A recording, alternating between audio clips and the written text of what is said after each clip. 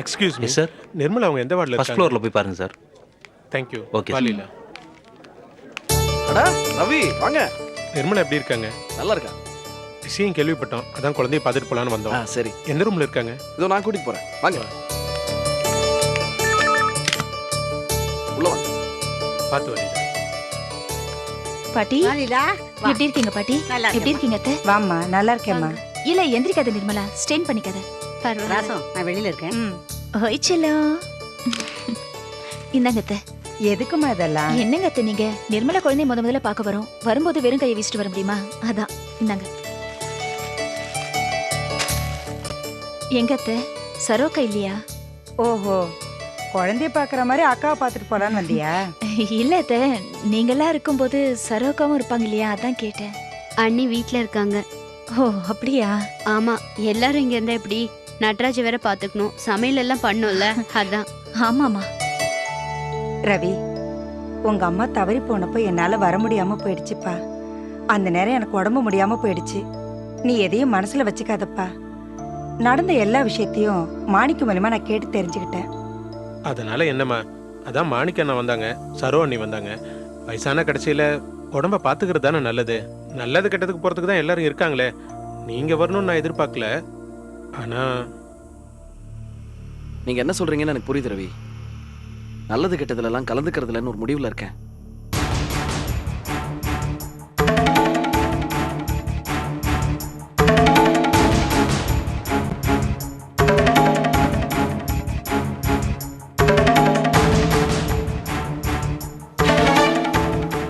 எனக்கு கடையில கொஞ்சம் வேலை இருக்கு, நான் கிளம்புறேன்.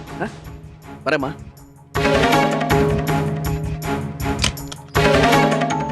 சந்தோஷ் எங்கீங்க? அவர் பாண்டிச்சேரியில இருக்காருப்பா. குழந்தைய வந்து பார்க்கலையா? இது வரைக்கும் வரல, வருவாரு. நான் கூட கொஞ்ச நாளைக்கு முன்னாடி அவரை பார்த்தேன். எப்ப பார்த்த? கொஞ்ச நாளைக்கு முன்னாடி பார்த்தேன். ஏதோ பண பிரச்சனை, வீட்டை விட்டு வெளியில இருக்கிறேன்னு சொன்னாரு. ஏங்க, அவருக்கு ஏதாவது வேலை இருக்கும், 1008 பிரச்சனைங்க இருக்கும். அவர் குழந்தைய அவர் வந்து பார்க்க மாட்டாரா? அது வந்து டைம் ஆச்சு, கிளம்பலாமா? ம். அத்தை, ஆ? நாங்க கிளம்புறோம். உடம்ப ஆ, பாத்துக்கோங்க. சரிம்மா, போயிட்டு வர நிர்மலா, சரி. உடம்ப பாத்துக்க. வரேம்மா. வாங்க. வரேங்க.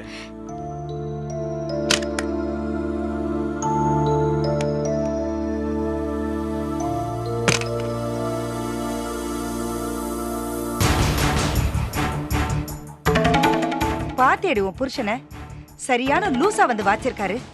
இவன்லாம் ஒரு ஆளுன்னு இவங்கிட்ட நம்ம பிரச்சனை எல்லாம் சொல்லி அசிங்கப்படுத்திருக்காரு பாரு. என்ன மனுஷன்டி அவரு? பிச்சைக்காரத்தனமா இப்படியே எல்லார்கிட்டயும் போய் உளறி வைக்கிறது? இன்னும் எவங்கிட்ட எல்லாம் போய் என்னெல்லாம் உளறி வச்சிருக்காரோ. உருப்படாத மனுஷன், வழங்காத மனுஷன். ஏமா அவர் இப்படி கரிச்சு கொட்டின்னு இருக்க? பாவம், நானே அவர் எங்க இருக்காரு என்ன பண்றான்னு தெரியாம இருக்கேன். நீ வேற என் வேதனையை கலறிட்ட. அது இல்லடி, அவர் எங்க இருந்தாலும் எப்படி இருந்தாலும் நமக்கு ஒரு விதத்துல தொந்தரவு பண்ணிட்டு தான் இருக்காரு. அந்த ரவி பையில பாரு, என்னமோ என்கிட்ட நக்கலா கேக்குறான். அந்த லீலா, அவளும் கொஞ்சம் கெத்தாதான் இருக்கா. பைத்த தள்ளிக்கிட்டு என்னமோ ஸ்டைலா நிக்கிறா பாரு. அந்த அழகர் குல தரகருக்கு மச்சண்டி. அவருக்குன்னு மாப்பிள்ளைங்க வந்து மாற்றானுங்க பாரு. ஏம்மா இப்படி புலம்பி கழுத்தெடுத்துட்டு இருக்க? நியாயப்படி பார்த்தா லீலா நம்ம வீட்டுக்கு தான் மருமகளா வர வேண்டிய பொண்ணு. நீ தானே கெடுத்த. இப்ப எதுக்கு தேவையெல்லாம் பேசிட்டு இருக்க? ஆமாண்டி, ஆமா. நான் தான் என் மகனுக்கு ஒரு பெரிய பாவத்தை பண்ணிட்டேன். இப்போ அந்த அருந்ததி கர்ப்பம்னு சொல்லிட்டு வரா. இந்த லீலா வயித்தை தள்ளிட்டு வந்து நிக்கிறா. என் புள்ள தனி மரமா நிக்கிறான். என் வயிறெல்லாம் எரியுதுரி.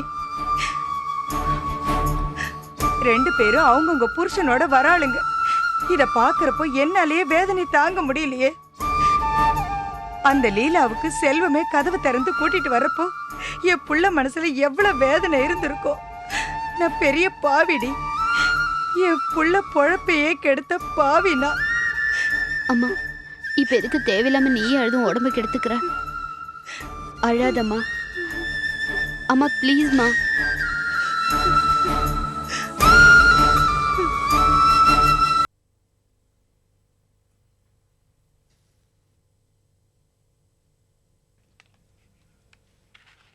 டே போஸ், என்னடா ஊரு கிளம்ப குறுக்க நெருக்க நடந்துகிட்டே இருக்கிற? என்னடா பேசாம நிக்கிற? எப்ப கிளம்புறதா உத்தேசம்? தெரியல மாமா. தெரியலையா?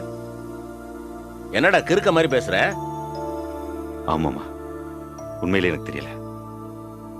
கோபி இங்க வரணும், எனக்கு தர வேண்டிய செட்டில் பண்ணணும், அதுக்கப்புறம் விஜயை கூட்டு போகணும், அதுக்கப்புறம் நான் மெட்ராஸ் எப்போ போகணும், அங்கே போய் என்னத்தை கிழிக்கணும்னு நான் யோசிக்கணும்.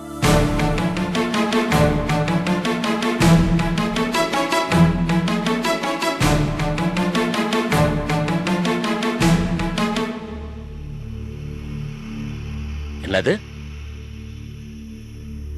கோபி மாப்பிள்ள கணக்கு தீக்க வர்றாரா? ஆமாமா, நான் எவ்வளவு நாள் அவர் கூட இருந்தேன்ல, அதுக்கு தான் கணக்கு தீக்கிறதுக்காக வராரு.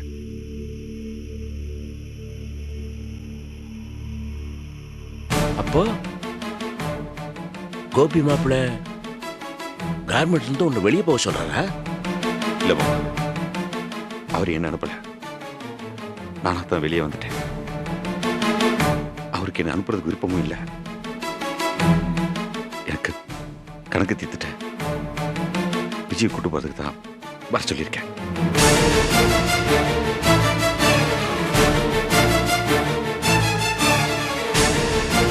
நீ சொன்ன அவர் வராரா? அப்ப நீ சொன்னதை அவர் ஏத்துக்கிட்டாரா? அவர் எப்படி மாமா ஒத்துக்குவாரு?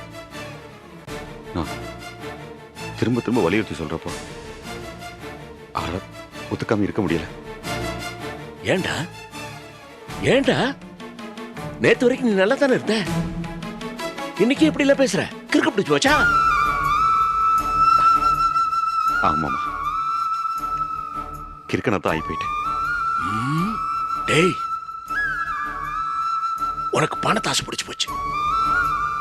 கோபி மாப்பிள வரையே நீ முதலாளி சேர்ல உட்கார்ந்து ஆசைப்படுறியா? அம்மட்டு துளுத்து போச்சா உனக்கு? வேணாமடா, இது நல்லதுக்கு இல்லடா போஸ்.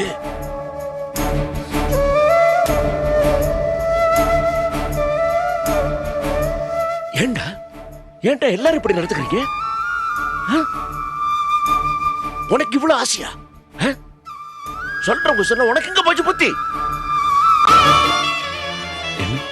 என்ன மாமா பண்ண சொல்றீங்க?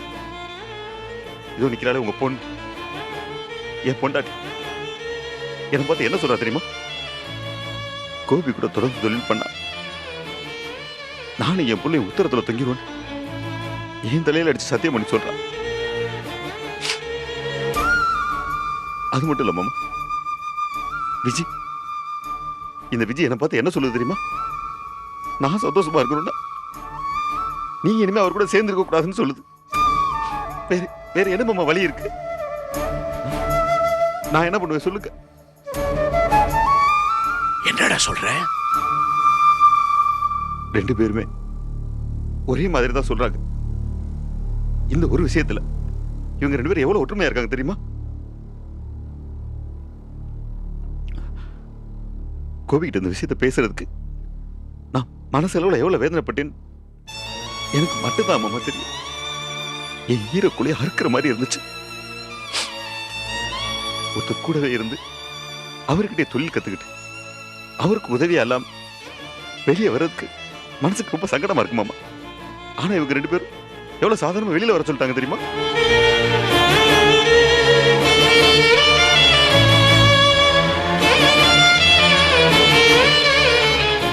வயசு இத்தனை ஆயிடுச்சே தவிர என்னால உலகத்தை புரிஞ்சுக்க முடியல மாமா.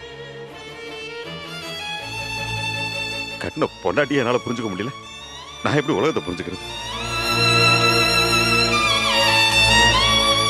எல்லாமே பெருத்து போய் வருது மாமா.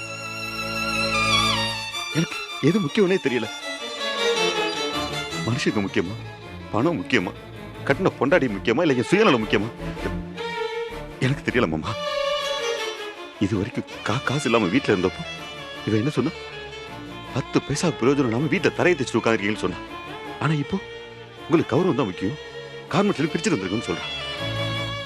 பைத்தியம் முடிச்சிரு போல இருக்கு மாமா, பைத்தியம் முடிச்சிரு போல இருக்கு.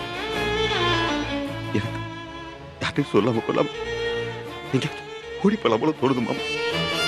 ஓடி போயிடலாம் போல இருக்கு. என்ன மாமா,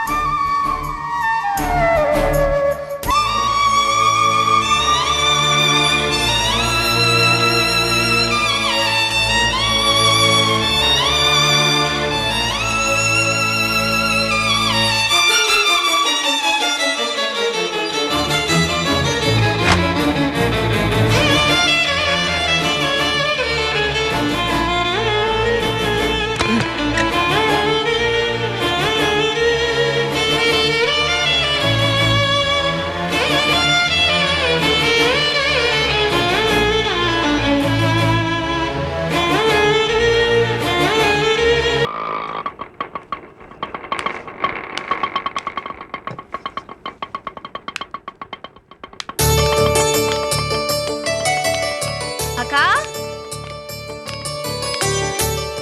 அக்கா லீலா வா நல்லா வாங்க இருக்கேன் ரவி நீ எப்படி வாங்க இருக்க? வாங்க நல்லா இருக்கேன் நடராஜ் எப்படி இருக்கா? உள்ள இருக்கான் படுத்துட்டு ஓஹோ இருக்கான். வா லீலா உட்காருங்க ரவி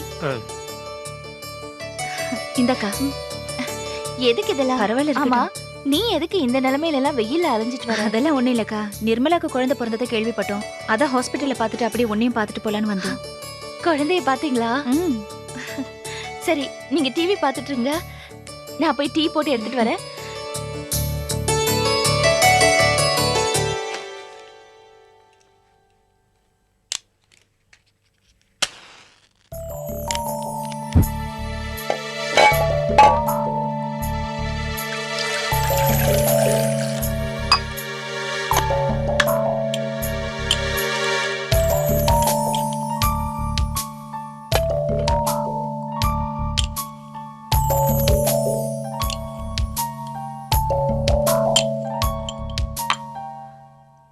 என்ன லீலா ஒண்ணுமே பேசாம இப்படி யோசனையில இருக்க? ஒண்ணும் இல்லக்கா, தனா அக்காவையும் விஜயும் நினைச்சேன். என்னாச்சு? ஊருக்கு ஃபோன் பண்ணேன், தனா அக்கா கிட்ட பேசினேன். என்ன சொன்னா?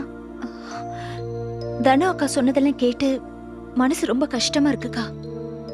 என்னாச்சு லீலா? கோபி கூட போஸ் மாமா இது வரைக்கும் இருந்தது போதும், அவரை விட்டு வெளியில வந்து தனியா ஏதாவது தொழில் பண்ணிக்கலான்னு தனா அக்கா சொல்லுதான். என்ன லீலா இது? பைத்தியக்காரத்தனமா இருக்கு. கோபி எவ்வளவு சிரமப்பட்டு இந்த தொழிலை ஆரம்பிச்சிருக்காரு. அவரு சம்பளத்துக்கு இருக்கும்போது கூட போஸ் மாமாவை சேர்த்து விட்டாரு. இப்போ அங்கிருந்து வெளியில வந்ததுக்கு அப்புறம் கூட எனக்கு என்னன்னு விடாம போஸ் மாமாவையும் கூட சேர்த்துக்கிட்டாருல. நம்ம வீட்டு மனுஷங்களை எல்லாம் அவர் மதிச்சு நடக்கிறவரு. அவரை விட்டு பிரிக்கணும்னு ஏன் தனம் பிடிவாதமா இருக்கா? சண்டையே வராத நம்ம வீட்ல இப்ப தனா அக்காவும் விஜயும் 2 துருவங்களா நிக்கிறாங்க. லீலா, அப்பா இதை எப்படி தாங்குவாரு? என் 5 பொண்ணுங்களும் ஒரு குத்து விளக்கோட 5 முகங்கள் மாதிரின்னு சொல்லுவாரு. நம்ம 5 பொண்ணுங்களும் அவங்கவுங்க புள்ள குட்டிங்களோட எப்பவுமே ஒத்துமையா இருக்கணும்னு அடிக்கடி சொல்வாரு. அவர் இதையெல்லாம் எப்படி தாங்குவாரு லீலா? நீ சொல்றதெல்லாம் சரிதான்க்கா, ஆனா இதெல்லாம் தனா அக்காக்கும் விஜய்க்கும் ஏன் தெரியாம போச்சு? ஆத்திரம் வந்தா புத்தி மழுங்கிடும் லீலா. தனத்துக்கு ஆத்திரமும் ரோஷமும் அவ கண்ணை மறைக்குது. விஜிக்கு அவ புருஷன் மேல இருக்கிற பிரியமும் அக்கறையும் அவ கண்ணை மறைக்குது. ஆனா 2 பேர் மேலயும் தப்பு இருக்கு. எப்பவுமே நம்ம குடும்பத்துக்கு ஏந்த இந்த பிரச்சனையோ வேதனையோ எல்லாம் கால நேரம்தான் நம்மளை இப்படி போட்டு படுத்துது.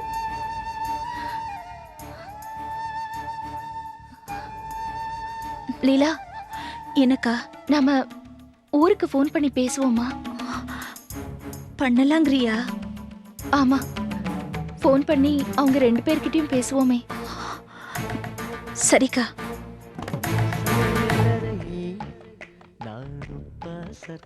இந்தாங்க ரவி. ம்.